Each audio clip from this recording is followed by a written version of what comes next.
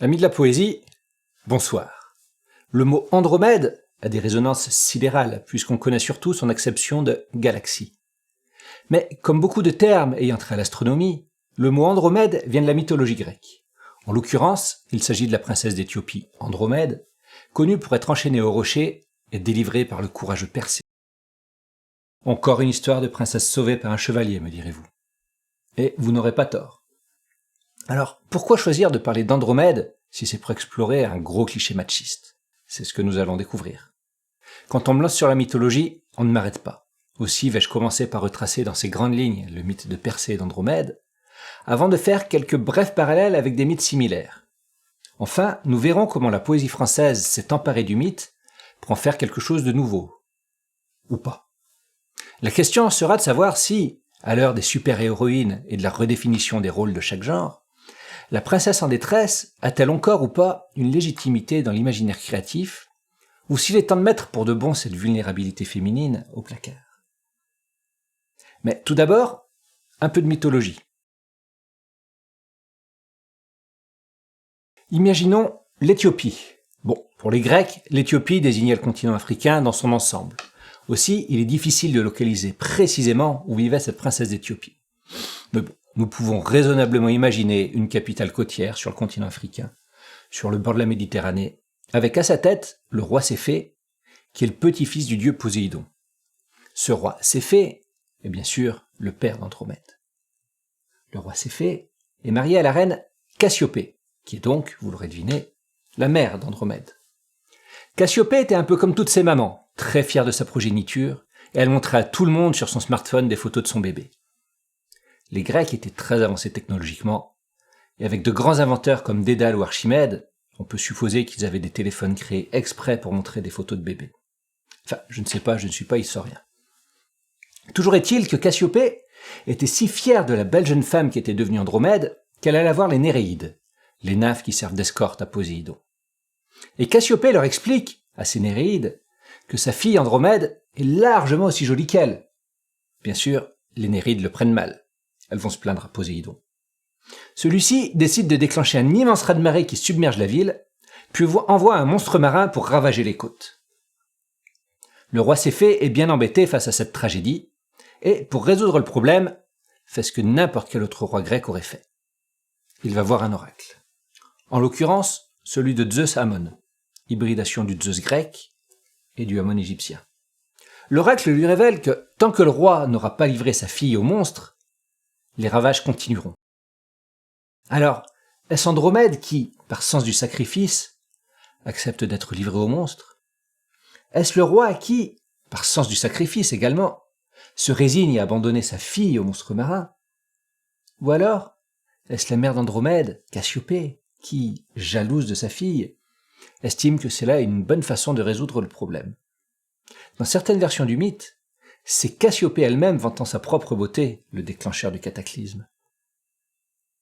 Toujours est-il que la décision déchirante est prise et que l'on enchaîne Andromède nue à un rocher de la côte. Sauf que justement, passait par là ce grand héros grec qui était Persée.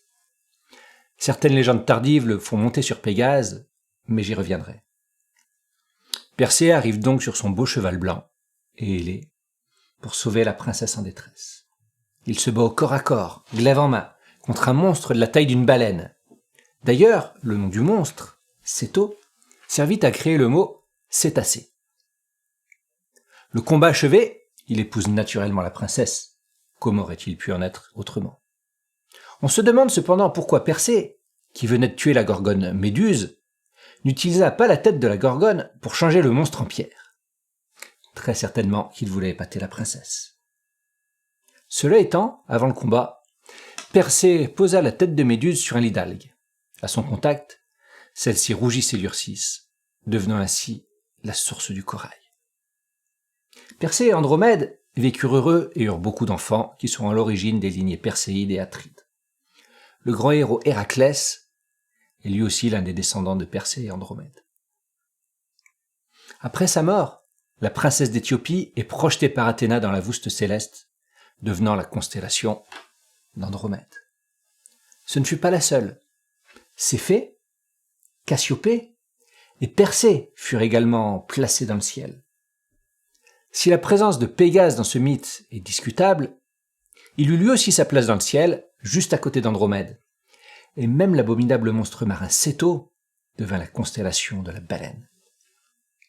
Sur les 88 constellations répertoriées par l'Union astronomique internationale, 6, en comptant Pégase, sont issues du mythe d'Andromède, ce qui représente presque 7% du nombre de constellations et pas loin de 12% de la surface céleste.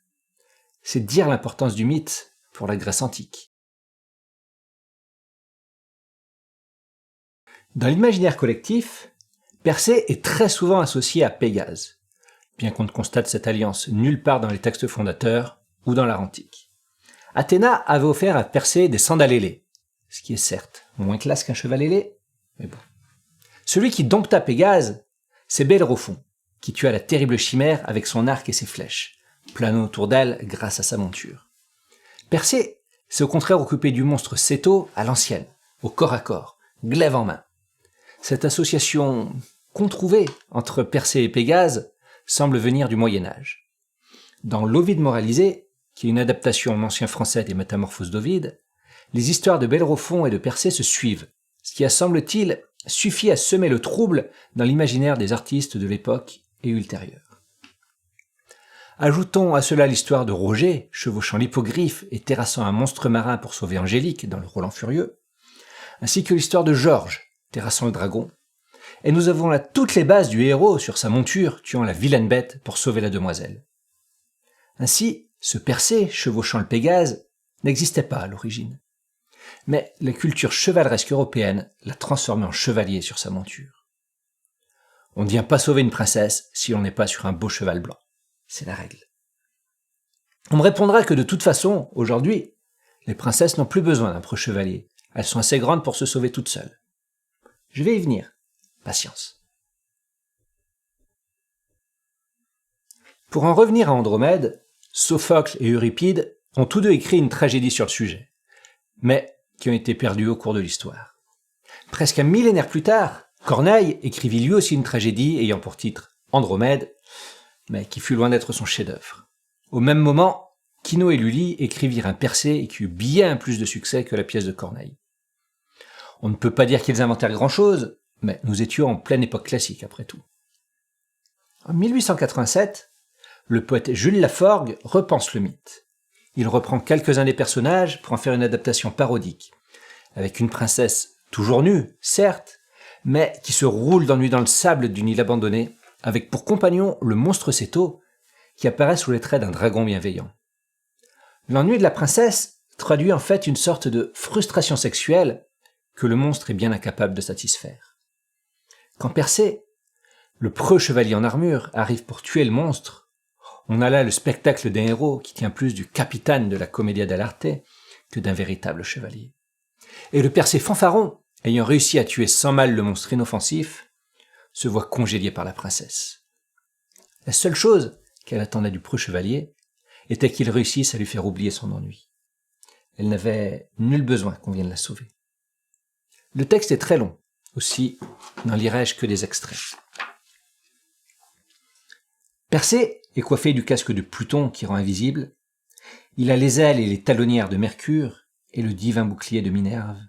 À sa ceinture ballotte la tête de la gorgone Méduse, dont la seule vue change en montagne le géant Atlas, comme on sait, et son hippogriffe est le Pégase que montait Bellérophon quand il tua la chimère.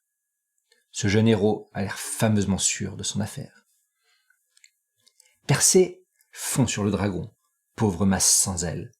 Il le cerne par des voltiges éblouissantes, il le pique à gauche, il le pique à droite, et enfin l'accule dans une anfractuosité, et là, lui enfonce si merveilleusement son épée au milieu du front, que le pauvre dragon s'affaisse et, expirant, n'a que le temps de râler. Adieu, noble Andromède, je t'aimais, et avec avenir si tu avais voulu. Adieu, tu y penseras souvent. Le monstre est mort. Mais Persée est trop excité malgré l'infaillibilité de sa victoire, et il faut qu'il s'acharne sur le défunt, et le larde de balafre, et lui crève les yeux, et le massacre, jusqu'à ce qu'Andromède l'arrête. Assez, assez, vous voyez bien qu'il est mort. Persée remet son épée au baudrier, ramène les boucles blondes de sa chevelure, avale une pastille et, descendant de sa monture dont il flatte le col, « Et maintenant, ma toute belle, dit-il d'une voix sirotée. Allez-vous-en, allez-vous-en, vous me faites horreur. J'aime mieux mourir seul. Allez-vous-en, vous vous êtes trompé d'adresse. Ah, bien, voilà des manières. Ma petite, sachez que mes pareils ne se font pas dire 2 fois de pareils ordres. Vous n'êtes déjà pas d'une peau si soignée. Il exécute un moulinet de son épée adamantine, se remet en selle, et file dans l'enchantement du lever de lune sans se retourner. On l'entend roucouler une tyrolienne. Il file comme un météore. Il s'efface vers les pays élégants et faciles.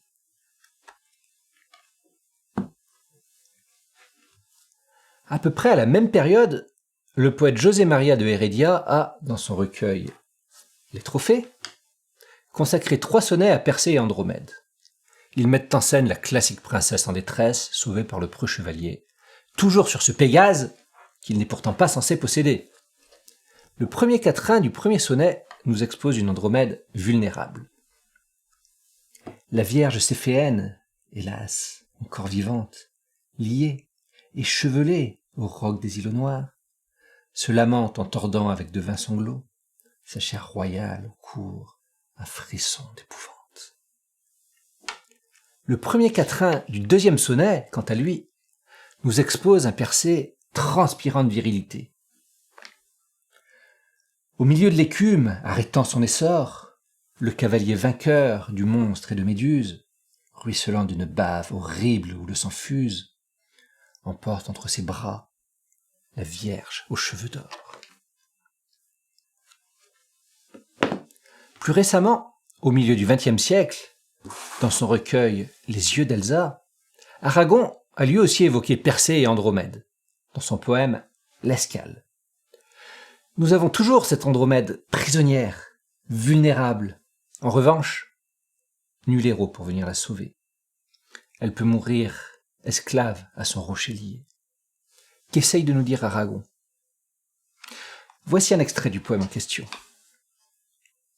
Les marins regardaient cette femme inconnue, étrangement parée aux couleurs de souffrance, attachée au récif bordé d'indifférence, si belle qu'on tremblait de voir qu'elle était nue. Andromède, Andromède, ô tendre prisonnière, n'est-ce pas toi qui pleures et Méduse qui rit? Le moderne Persée aurait-il entrepris sur le cheval volant l'école buissonnière? Au jour que nous vivons, les héros ont péri. Je n'attends plus des dieux que l'injure dernière. Va dire qu'Andromède est morte à sa manière, dans ses cheveux dorés, en rêvant de Paris. Va dire au monde sourd qu'une seule Andromède, qu'il croit au cœur des mers à jamais oubliée, peut mourir esclave à son rocher lié. Nous sommes en 1942. La France est occupée et nul n'est capable de dire si elle sera un jour délivrée des chaînes de l'Allemagne nazie. Bien sûr, aujourd'hui nous savons qu'il ne restait que 2 ans à attendre en faisant profil bas et la France serait libérée. Mais en 1942, on ne connaît pas encore le futur. Et Aragon semble nous dire que les héros prenant le maquis semblent bien rares et refusent de se sacrifier pour sauver Andromède, pour sauver la France.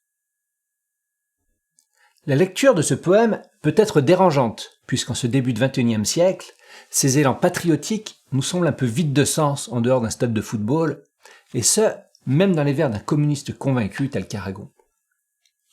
Peut-être est-ce là le signe que les héros, les Persées, se sont bel et bien définitivement envolés. On pourrait alors imaginer que le mythe d'Andromède serait une sorte d'exaltation d'un certain sens du sacrifice. Mais Persée est un héros bien trop puissant pour être avatar du sacrifié. Pour avoir le fin mot de l'histoire, étudions plutôt ce poème de Théodore de Banville tiré de son recueil Les Princesses et sobrement intitulé Andromède.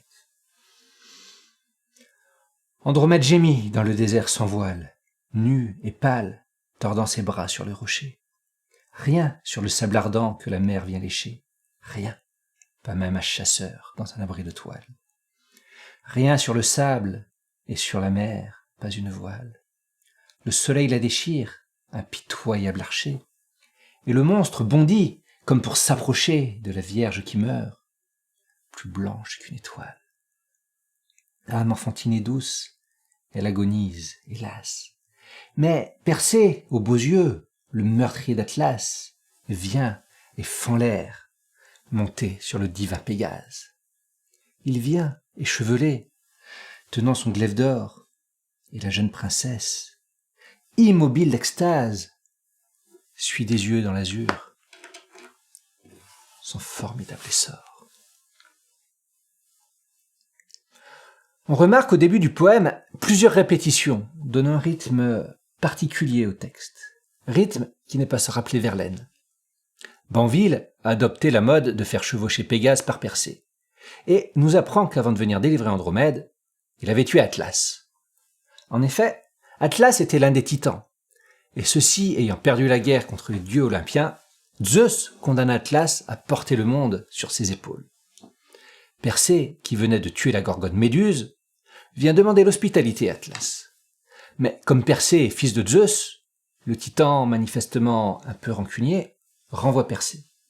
Celui-ci, n'appréciant guère l'affront, lui met la tête décapitée de Méduse en face des yeux, transformant ainsi le titan en pierre. Le titan se métamorphose en une chaîne de montagnes si haute qu'elle touche le ciel. Cette chaîne de montagnes, qui court du Maroc à la Tunisie, c'est bien sûr l'Atlas. Nous parler d'Atlas et du Pégase n'est pas innocent de la part de Banville. Nous allons voir pourquoi. Ce qui ressort de ce poème, c'est le contraste entre les deux premiers quatrains et les deux tercets finaux. Le début du texte est une ode à la vulnérabilité féminine, là où la fin du poème est l'illustration de la violence masculine. Andromède gémit, nue et pâle. Le soleil la déchire, elle agonise, cette âme enfantine. De son côté, Persée est le meurtrier d'Atlas. Il fend l'air sur son cheval blanc et ailé, il est échevelé, un glaive à la main. Et cette violence masculine rend Andromède, qui il y a peu se tordait sur le rocher, cette violence masculine rend la jeune princesse immobile d'extase.